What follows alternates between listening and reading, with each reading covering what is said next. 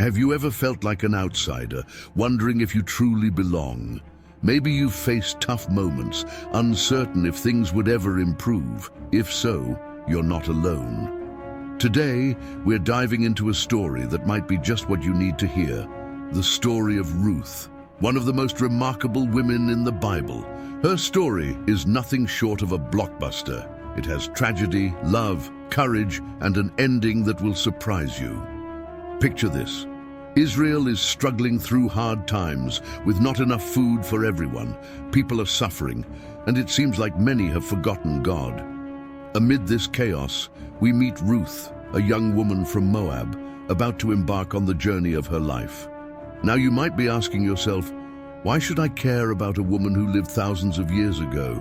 Hold on to your seat, because Ruth's story is about to show us how God can take our most confusing situations and turn them into something beautiful. This is a story of rags to riches, of an outsider becoming an insider, of despair transforming into a legacy that changed the world. Are you ready to find out how a foreign widow became one of the Bible's most significant women? Curious about what her story can teach us about faith, love, and perseverance? Stick around, because we're about to unpack the incredible story of Ruth. Trust me, it's going to be a wild ride. Prepare to see how God works in mysterious ways, how one person's faithfulness can change history, and how love can conquer any obstacle. This isn't just an old, dusty tale. It's a story that will challenge, inspire, and maybe even change how you view your own life. So let's dive in and uncover why Ruth's story has captivated people for thousands of years and why it's still so relevant today.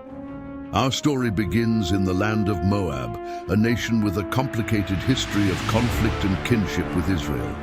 The Moabites, descendants of Lot, were often at odds with their Israelite neighbors. It's in this foreign land that we first meet Ruth, a young woman probably raised within the polytheistic traditions of her people.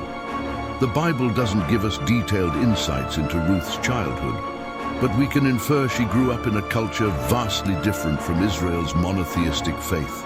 Imagine young Ruth, perhaps curious about the beliefs of her Israelite neighbors, yet firmly rooted in her own people's customs. Enter Elimelech, a man from Bethlehem in Judah, who journeys to Moab with his wife Naomi and their two sons, Mahlon and Chilion, seeking refuge from a severe famine. Leaving the promised land for foreign soil was a desperate move driven by the need for survival. In time, Mahlon marries Ruth while his brother marries another Moabite woman named Orpah. The Bible doesn't delve into the details of Ruth and Mahlon's courtship and marriage, but we can imagine the cultural challenges they might have faced. A union between an Israelite and a Moabite was unconventional, to say the least. During their marriage, Ruth was likely exposed to the faith of Israel. Later, the book of Ruth reveals her deep commitment to the God of Israel, suggesting that her time with Mahlon had a profound impact on her spiritual journey. But her happiness would be short-lived. Tragedy struck as Elimelech passed away, leaving Naomi a widow in a foreign land. Then, in a devastating turn of events, both Mahlon and Chilion also died, leaving not one but three widows, Naomi, Ruth, and Orpah. In ancient times, a widow's situation was often dire, but being a widow in a foreign land was even more precarious. Ruth's world was turned upside down, and the choices she made next would alter the course of her life and history. The stage is set with profound sadness and uncertainty. Three widows, Naomi, Ruth, and Orpah, stand at a crossroads, their futures hanging in the balance. The loss of their husbands left them vulnerable in a society where a woman's security often depended on male protection and provision. Naomi, overwhelmed by grief and possibly feeling the weight of guilt for leaving her homeland, decides to return to Bethlehem. She's heard that the Lord has blessed his people by ending the famine, and with nothing left for her in Moab, she prepares to journey back to Judah. In a moment of selfless love, Naomi urges her daughters-in-law to return to their mothers' homes, blessing them by saying, "May the Lord show you kindness, as you have shown kindness to your dead husbands and to me." Her words reveal the deep affection that had grown between these women, transcending cultural barriers. What follows is one of the most poignant scenes in Scripture. After much weeping, Orpah kisses Naomi goodbye and returns to her people, but Ruth clings to Naomi, refusing to leave her. When Naomi insists that Ruth go back to her people, Ruth speaks words that have echoed through the ages. "Do not urge me to leave you or to turn back from following you.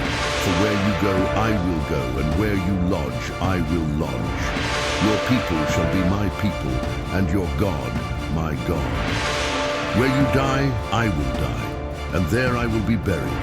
May the Lord do so to me, and more also, if anything but death parts me from you." This declaration is more than just a promise of loyalty to a mother-in-law. It's a profound statement of faith and commitment. Ruth is not merely choosing to accompany Naomi, she is choosing to embrace Naomi's people and way of life. She is leaving behind everything familiar, her homeland, her family, her gods, to venture into the unknown with Naomi.